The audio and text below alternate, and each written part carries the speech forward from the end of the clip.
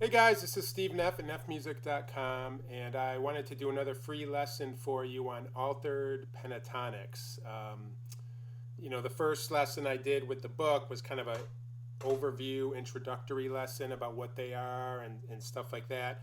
This is a little bit more of an advanced lesson, and I just did a lesson that I posted in my store, Altered Pentatonic Variations, Lesson 1.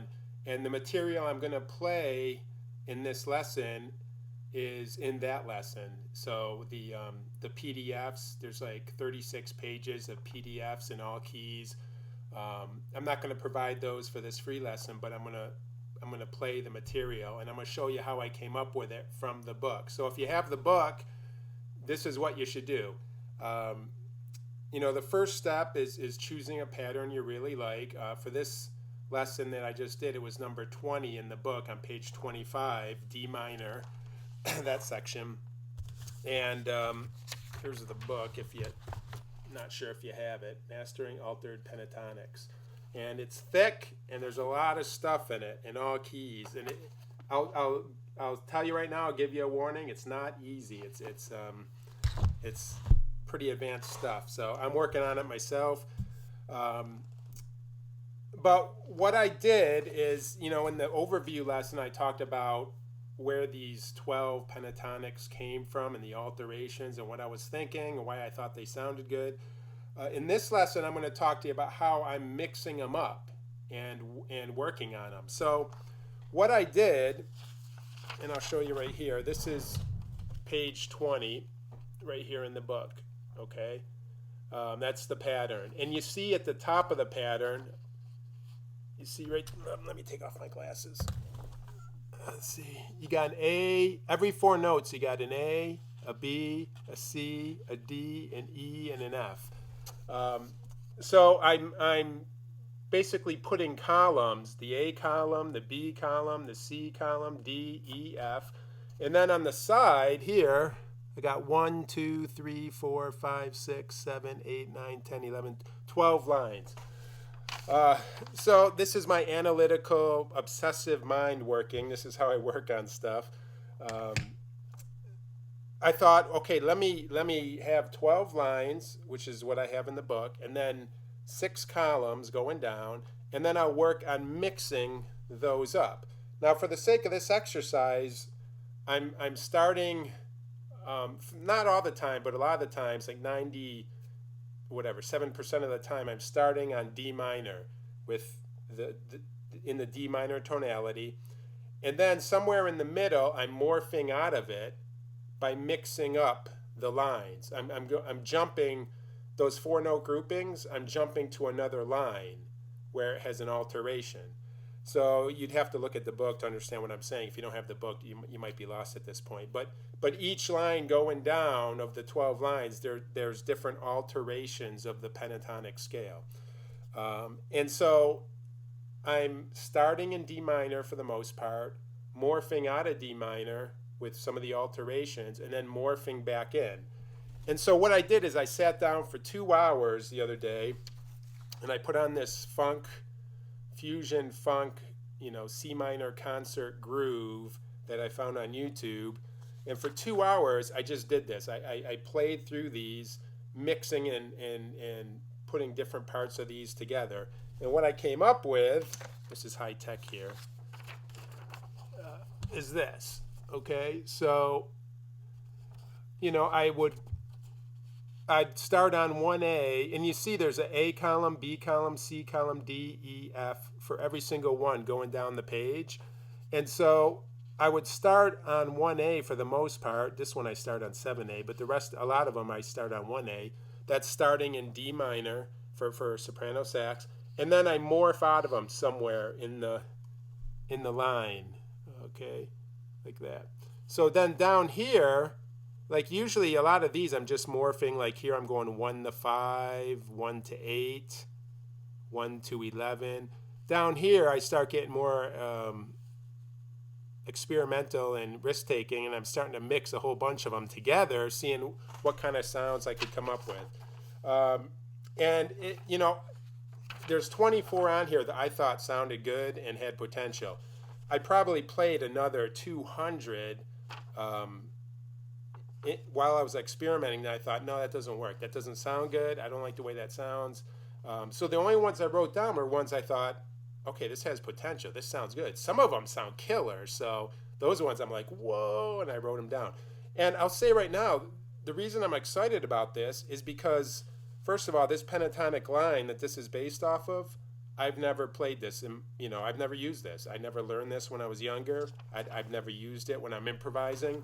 It's a totally new line to me. It is the pentatonic scale, but it's not a common pattern that most people use and that I've used. So I'm learning this new pattern, and then when I add these alterations into it, I'm creating these lines that I would never in a zillion years just play out of nowhere. It's like, that's what excites me. In the process of doing this, I'm creating something new, something original, and something creative for me. So that gets me excited. And you start getting some new vocabulary and some new lines. Okay, so I'm going to play these for you. And this is the funk groove. It's called, I don't think I can put a link on here, but it's called Funk Fusion Backing Track C minor.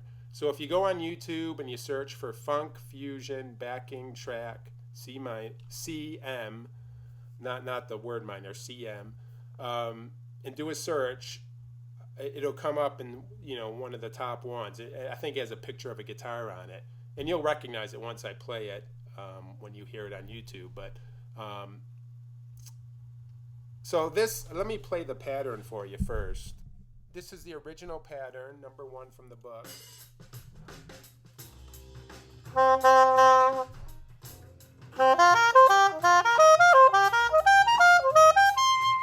Okay, that's the original pattern.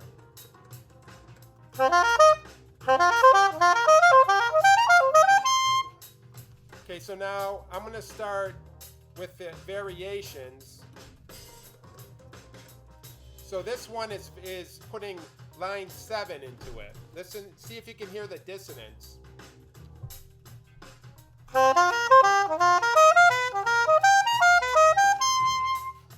hear that? Here's the next one.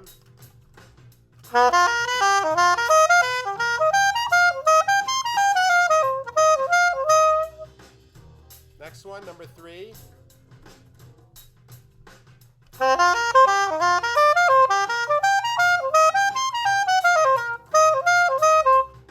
Number 4. Oh, I messed that up, sorry. 4.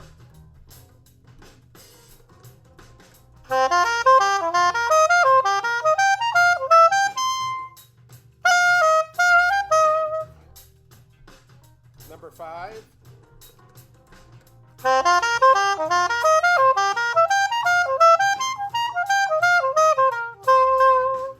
Number 6.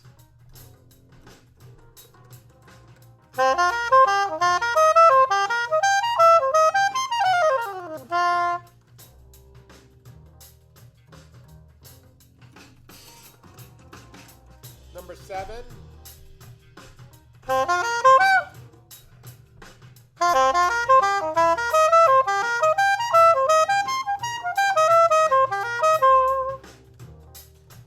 Sounds cool, right? Number 8.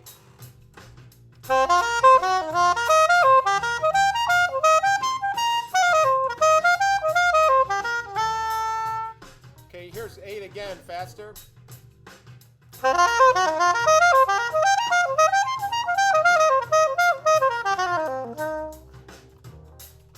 Number 9.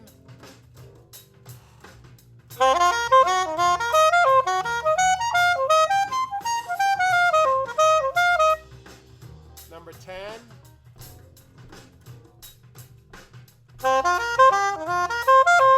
Oh, sorry.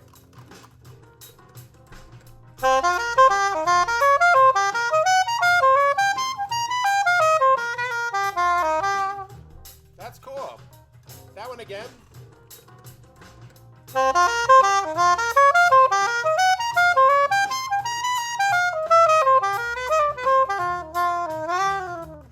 Number 11.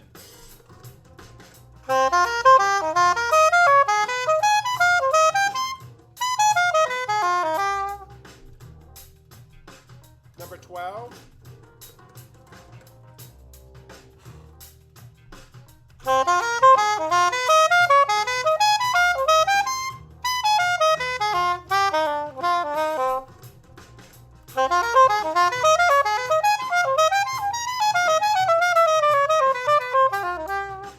Number 13.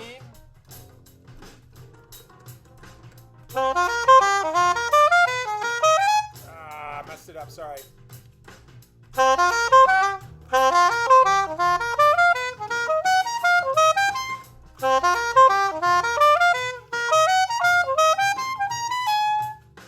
Number 14.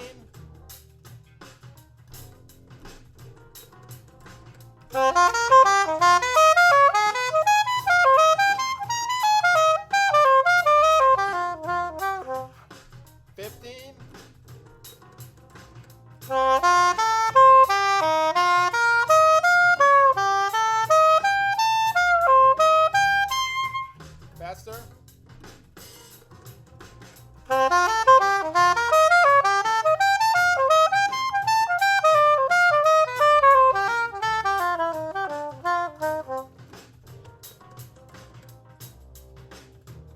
Number 16.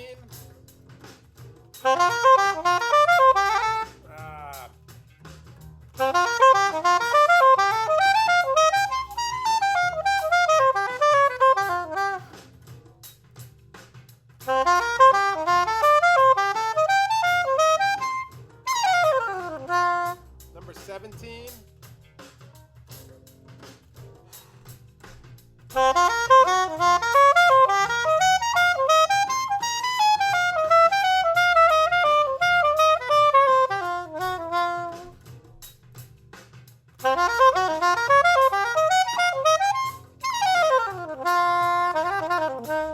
Number 18.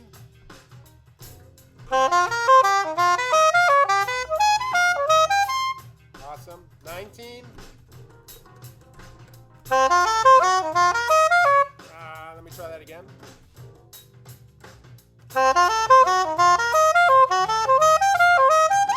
Messed it up.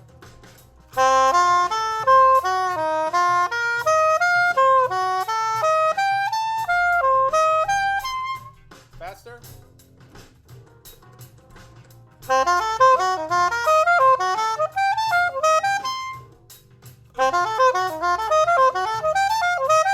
There we go. 20.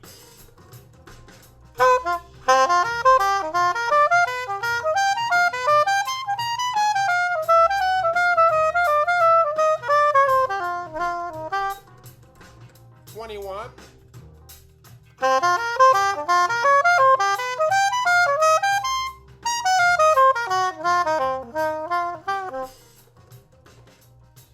Almost done. 21 again.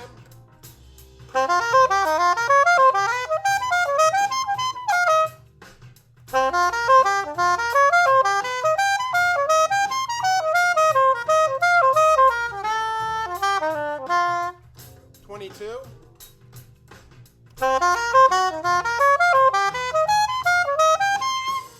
23.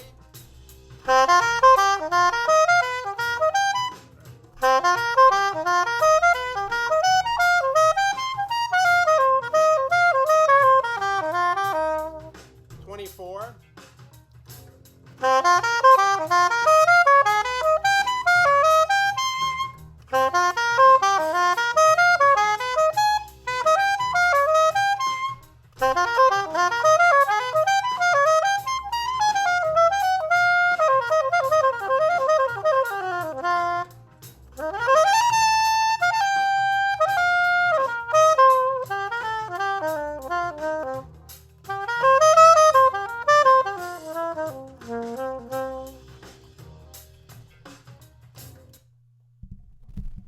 'Kay, a few mistakes in there. I blame that on my eyesight. I'm at a weird age where I can't see music with my glasses, and I can't see music without my glasses, and unless my face is right next to it. So I'm told I need reading glasses. Uh, okay, so there's 24 variations here, and some of them you might like some of them better than others. I like the majority of these. They sound great to my ears. It's just a lot of times when players start to learn to take things out, they'll take like the D minor pentatonic, and then they'll play a lick or something, and then go up a half step to E flat or go down a half step to C sharp, and change all the notes and take it totally out and then take it back. Um, I did that when I was like, I don't know, in high school, and I thought it was really cool, but it that's a little too blunt and a little too, what I mean, in your face. A lot of times, this method of just changing one note, two notes, maybe three notes if you want to take it out, to me is more subtle. It's like you're inside floating. You're inside. It's consonant, and then there's just this note here and there that's like dissonant. And you're like, what was that? What's he playing? What you know? And then it just slides right back inside and consonant again. So I just think these are really cool. So that's how I did that. And like I said, there's 24 of these, but honestly, with just this one page, page 20 in the book, I'm sorry, it's page 25 in the book, exercise 20. By doing this exercise the way I did it, you could come up with hundreds, honestly. There's hundreds of possibilities. This is just the tip of the iceberg. You can mix these together and figure out how different patterns. You could come up with literally hundreds of these that you can work on and get under your fingers.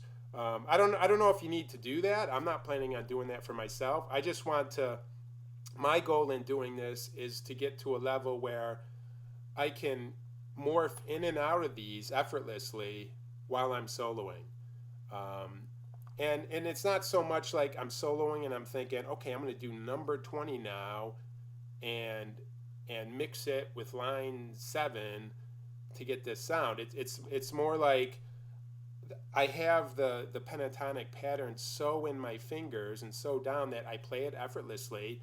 And while I'm playing it, halfway through, I go, you know what? I'm going to change the Fs to E flats. And it just happens effortlessly. Or I'm going to change the Fs to F sharps and kind of give it a major sound. Or I'm going to put the minor third and major third in there. Or I'm going to change the A of D minor to A flat and give it that flat 5 sound. Or I'm going to change the 7 to a 6.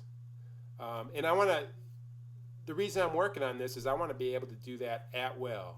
And this really opens up the doors for you. Like a lot of us are playing gigs where, you go and you're playing in one key a solo for a couple minutes, while you're playing a solo. And I hear from a lot of you that you're like, what are some other options? I'm bored to death with the Dorian scale, with the blues scale, with the dominant scale. Like, I hear these guys playing this outside stuff. What are they doing? And I think this is the doorway right here. If you can start working on these, it opens the doorway. And then next time you take one of those solos, you're right in the middle of your solo, and you just think, you know what, I'm going to do this. And you do it, and I don't know, to me that's exciting and cool. So, I don't know, check out my book, Altered Pentatonic Variations, Mastering Altered Pentatonics. I forgot the name. And if you like these patterns I just played and want the PDFs, then get the lesson that I do on it. It's on my site, Altered Pentatonic Variations Lesson 1. I just put it out yesterday, and it's 3 pages of D minor, 24 lines, and then I transposed them to every key. So, if you don't have the time to like shed these and practice them and get them down in every key, at the very least you could go, okay, I have a gig on Friday, I'm playing that tune in F sharp minor. You turn to the section, the F sharp minor section, and you play through them and go, wow, this one sounds killer, and you try to learn it for the gig on Saturday. And while you're playing your solo on Saturday, you go, let me see if I can get that in here.